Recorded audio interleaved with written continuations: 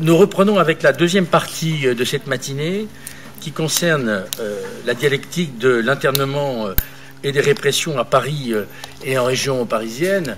Vous savez que cette thématique de la répression ou des répressions est une thématique qui est au cœur des travaux de Thomas Fontaine, qui a consacré une très belle thèse.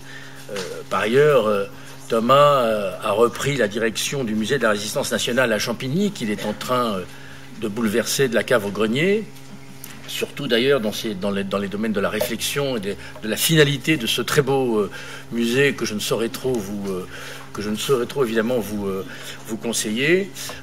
Je lui laisse la parole après avoir dit à quel point, lorsque je parlais tout à l'heure d'intégration des éléments stabilisés de la recherche historique dans nos enseignements, qui est une question qui nous traverse tous, qui est vraiment importante, à quel point la lecture des travaux, c'est la lecture des travaux de Thomas Fontaine qui m'avait fait réfléchir sur la dialectique des répressions et des déportations. Et c'est à partir de ces travaux, de sa réflexion sur les finalités de la réflexion des déportations et des répressions qu'on avait imaginé ce sujet du CNRD, répression et déportation, puisque jusqu'à présent on commençait par la fin, c'est-à-dire par l'étude du système concentrationnaire, on commençait, si je puis dire, par la mort.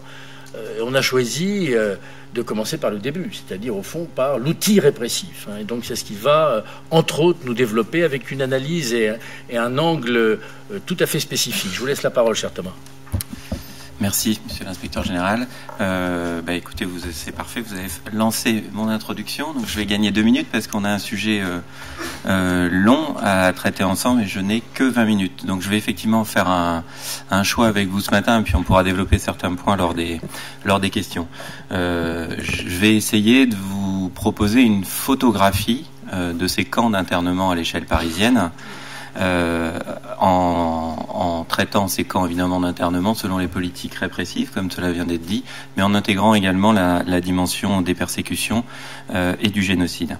Je vais donc centrer mon propos essentiellement sur le rôle de ces camps, sur leur mise en place, et donc du coup, et c'est pour ça que le premier document que je vous propose, c'est une carte présentant les acteurs allemands et du gouvernement collaborateur de Vichy qui sont à l'origine de la mise en place de ces camps, qui les font évoluer et qui leur donnent et qui leur attribuent un rôle qui, vous allez le voir, va considérablement évoluer durant la période. On va donc traiter et parler de ces camps d'internement qui ne sont pas très vite seulement des camps d'internement, mais des points de départ pour beaucoup en déportation. Je vais essayer du coup de vous proposer un cadre, une photographie et un cadre de réflexion pour que vous puissiez, je l'espère, vous y retrouver pour traiter ce sujet avec vos classes. Je vais donc insister, et je le fais à nouveau, sur le rôle de ces camps, sur les chronologies et sur les enjeux qui se cachent derrière. Et finalement, je ne vais pas parler d'un camp puis d'un autre, mais d'un réseau de camps animés par ces acteurs allemands et français. Et le dernier point que je voulais vous interpeller, souligner dans cette introduction, c'est nos représentations. Monsieur l'inspecteur général vient de le dire. Moi, quand j'ai commencé à travailler, j'ai pris comme souvent sujet par la fin. Quand j'ai commencé à travailler sur les camps de déportation cette fois, mais pareil sur les camps d'internement, j'avais en premier réflexe de penser une lecture uniforme de ces camps, avec donc du coup une même photographie en 40 en 44, c'est pas juste. Et deuxièmement, une entrée par, je caricature un peu, mais par la souffrance, c'est-à-dire par les conditions de vie, les sociabilités au sein des camps. J'avais commencé une thèse qui s'appelait Déportés et S, où j'ai essayé de travailler sur un profil de groupe de ces déportés, et je me suis aperçu qu'il fallait avant se questionner sur les déportés ER, c'est-à-dire de poser le cadre de ces acteurs allemands, de cette politique répressive et de persécution et du génocide. Je vais donc, du coup, vous proposer un plan assez simple, en démarrant par quelques, entre guillemets, prérequis, quelques éléments de réflexion qui ne bougeront pas, de 40 à 44, et ensuite une évolution très chronologique. Le premier point que je veux que vous ayez en tête, mais je vais détailler très peu, on pourrait y revenir, c'est les acteurs répressifs et de la persécution qui mettent en place ces camps et les animent. Acteurs allemands et acteurs français. Et vous voyez, contrairement à ce que vous avez peut-être en tête, il y a une polycratie d'acteurs côté allemand. Le contre-espionnage joue un rôle dans les camps d'internement. L'ambassade d'Allemagne à Paris, le rôle politique, joue un rôle dans la mise en place des camps. Évidemment, les militaires qui administrent au quotidien ces camps. Et évidemment aussi, mais pas au démarrage, la Gestapo, entre guillemets, c'est-à-dire les services policiers allemands qui décident, à partir de 1942, et déjà avant sur un certain nombre de groupes de victimes, qui décident de qui interner et du devenir de ces internés. Deuxième prérequis à avoir en tête, ces lieux, ces camps ont des statuts différents. Pour complexifier le problème, ils ont des statuts différents. Un camp peut même avoir plusieurs statuts, donc plusieurs rôles. Et évidemment, ces statuts évoluent durant la période. Je parlais en introduction de réseau et pas seulement de camps. Il y a un réseau des camps allemands et français, mais du coup, si on veut rentrer dans le détail, il y a un réseau allemand, des camps d'internement allemands, et il y a un réseau des camps d'internement français. Les deux communiquent, puisque vous le savez, le gouvernement de Vichy collabore, mais ça ne communique pas toujours de la même façon et toujours avec la même intensité.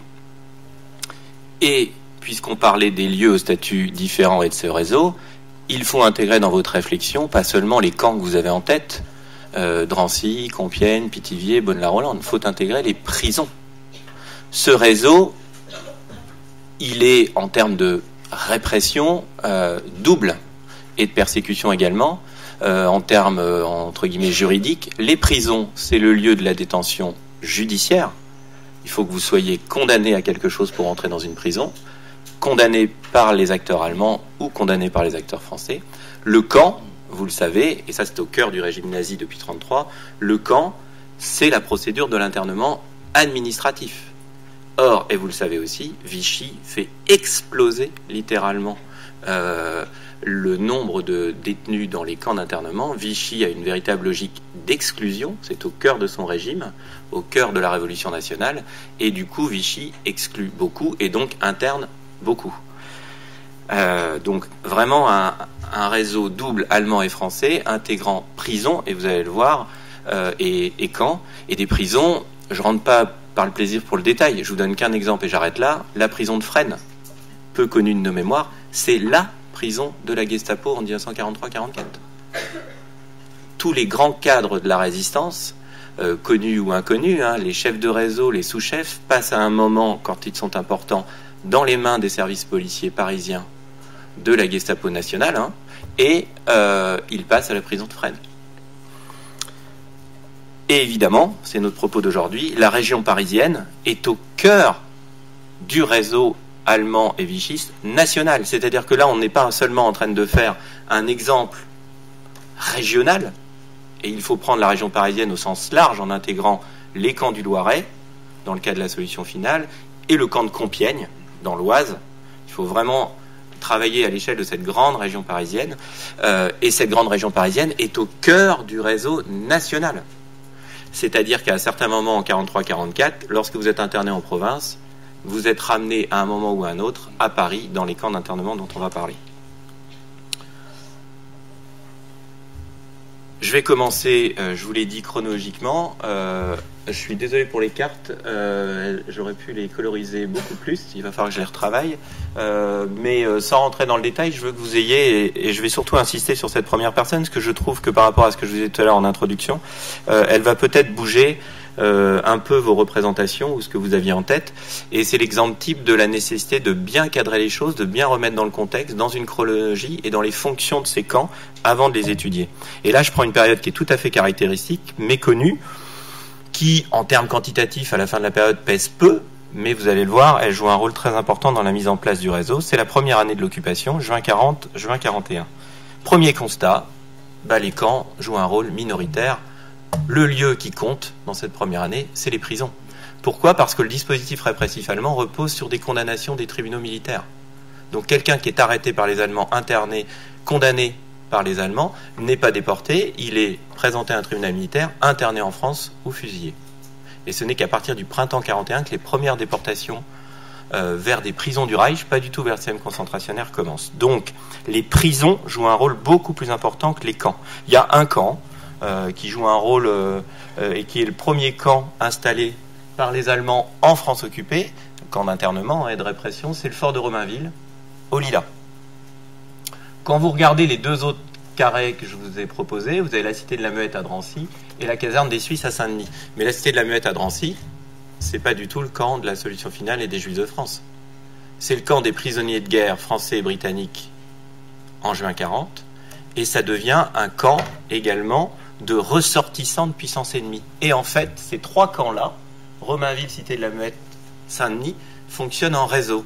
Pourquoi ? Parce que qui il y a interné à ce moment-là ? Je vous ai dit, les résistants, les premiers résistants sont présentés devant des tribunaux militaires et sont donc envoyés en prison. Donc qui on met dans les camps ? Ceux que les Allemands ne veulent pas juger. À Paris, une 50aine de personnes à Romainville, résistants, notamment Julien Quint, administrateur de la Bibliothèque nationale, membre du réseau du Musée de l'Homme, qui n'est pas présenté devant le tribunal pour X raisons et qui est mis en internement administratif. Il restera 3 ans à Romainville. Mais qui est majoritairement interné dans les camps parisiens à ce moment-là, durant la première année d'occupation, donc en internement administratif, à côté des résistants qui sont dans les prisons, des étrangers, des ressortissants, je viens de vous le dire, des puissances ennemies, donc des ressortissants britanniques qui se trouvaient à Paris au moment de l'arrivée des Allemands, qui n'ont pas pu repartir, des ressortissants du Commonwealth, des Espagnols de la Retirada, quelques antifascistes allemands qui n'étaient pas passés en zone sud, les Yougoslaves, à partir d'avril 1941, qui se trouvent à Paris. La Yougoslavie est envahie par les armées nazies, ils arrêtent les Yougoslaves à Paris, etc., etc. Ces 3 camps-là ont un statut de camp d'internement, avant tout de ressortissants de puissance ennemie, et internent de temps en temps quelques résistants. Et les prisons, je vous l'ai dit, où internaient des résistants. Deuxième chose que je veux que vous ayez en tête, il n'y a qu'une prison allemande à Paris, c'est la prison du Cherche-Midi. En fait, les Allemands utilisent le réseau de Vichy. Donc vous avez des divisions à la Santé, bientôt à Fresnes et ailleurs, où les Allemands réservent une partie d'une aile de la prison pour eux, où ils viennent s'installer, et où, également, pour complexifier encore la chose, ils ne s'installent pas, ils donnent leurs détenus aux Français, qui doivent les administrer. Mais par contre, c'est eux qui gèrent le devenir de l'entrée et de la sortie. Je ne rentre pas dans le détail du fonctionnement de ces camps, mais j'insiste, le camp de Saint-Denis, je ne vous l'ai pas dit, vous ne pouvez pas le visiter aujourd'hui. La caserne des Suisses où était installé le camp de Saint-Denis a été détruit. Et donc le camp de la Cité de la Muette où sont installés d'abord les prisonniers de guerre français et britanniques, puis les ressortissants de puissance ennemie jusqu'à l'été 41, je vais y revenir. C'est le U qui sera utilisé ensuite pour les Juifs de France.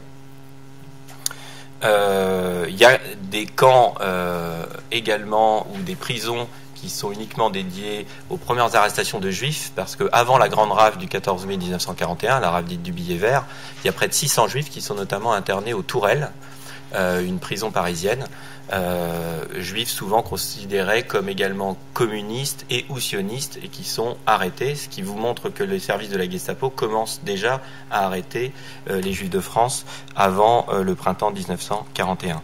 Et je termine sur ces représentations. Vous avez des lieux totalement absents là, et notamment Compiègne qui n'est pas mis en place. Je vais aller plus vite sur la deuxième et la troisième partie, parce que je pense que ça, vous l'avez un peu plus en tête. Ce qui bouleverse ce dispositif, c'est l'invasion de l'URSS, qui, sur le plan répressif, pour faire court et j'espère clair, amène une nouvelle politique répressive. Il n'y a plus seulement les condamnations à mort devant les tribunaux militaires ou les peines de prison infligées par les Allemands et l'internement administratif à côté. Il y a ce qu'on appelle la politique des otages. Vous le savez, en représailles des premières actions de la résistance à Paris, notamment l'attentat du métro Barbès en août 1941, les Allemands lancent une politique des otages. Au final, ils vont fusiller plus de 800 otages comme ça en France occupée, en zone nord. Otages exécutés, il faut trouver un lieu pour les exécuter. C'est l'apparition du Mont Valérien, vous avez en tête, qui jusque-là était un lieu absent de la première carte. Là, le Mont Valérien apparaît. Ça devient le lieu d'exécution de la région parisienne. Et ces otages, avant, il faut les interner. Il faut donc un camp dédié aux otages. C'est Compiègne. Compiègne, je ne voulais pas détailler dans la première phase, mais Compiègne, c'était aussi un front de Stalag, c'est-à-dire un camp pour prisonniers de guerre français. Compiègne est vidé de ses prisonniers de guerre et devient le camp des otages, et donc le camp des victimes administratives de la répression. Et évidemment, parce qu'il faut toujours voir ça en parallèle, la politique de persécution prend, vous le savez, et de début de la solution finale prend une ampleur importante à partir du printemps, je l'ai dit, 1941 et de l'été 1941, et c'est notamment la seconde grande rafle des Juifs parisiens d'août 1941 qui amène l'arrestation de plus de 4000 personnes. Il faut les interner quelque part. Le camp de Drancy change totalement de fonction. Les ressortissants de puissance ennemie qui s'y trouvaient sont renvoyés à Saint-Denis ou à Romainville. Et l'ensemble du camp de la Cité de la Muette est dorénavant uniquement réservé aux Juifs persécutés et arrêtés. Ça, c'est le premier grand changement qui amène, vous le voyez par rapport à ce que je vous disais dans l'introduction, une évolution considérable du réseau des camps avec des lieux qui apparaissent et des changements de fonction. Je pourrais revenir avec vous tout à l'heure sur le détail de ces aspects-là. Et le troisième grand temps, c'est celui que vous connaissez qui est le temps qui évidemment a marqué nos mémoires. C'est le temps qui aujourd'hui, lorsqu'on visite ces lieux, est toujours rappelé. Et c'est le temps qui évidemment quantitativement, lorsqu'on regarde le bilan à la fin de la période, c'est 80% du bilan et plus pour certains lieux. Qu'est-ce qui se passe à ce moment-là? La politique des otages de 41 à 42 a amené, je ne rentre pas dans les détails, une interdépendance entre les politiques répressives et de persécution. Je vais essayer d'être le plus clair possible. Un otage, c'est quoi pour les nazis? C'est une personne qui doit expier les fautes des Français. Et dans le système nazi, puisque c'est une guerre idéologique, qui doit mieux expier que le communiste et le juif, les ennemis du nazisme. Donc les otages, quand vous regardez le bilan des 800 otages fusillés en France occupée, ce sont des communistes et des juifs. Et ça a amené le service des affaires juives de la Gestapo à lancer, dès 1942, les premiers convois d'otages déportés, et donc à lancer la solution finale. En fin 1942-43, même l'été 1942 dans le cas des Juifs de France, les choses sont beaucoup plus séparées et on a affaire à des politiques tout à fait différentes, parallèles, étanches en quelque sorte.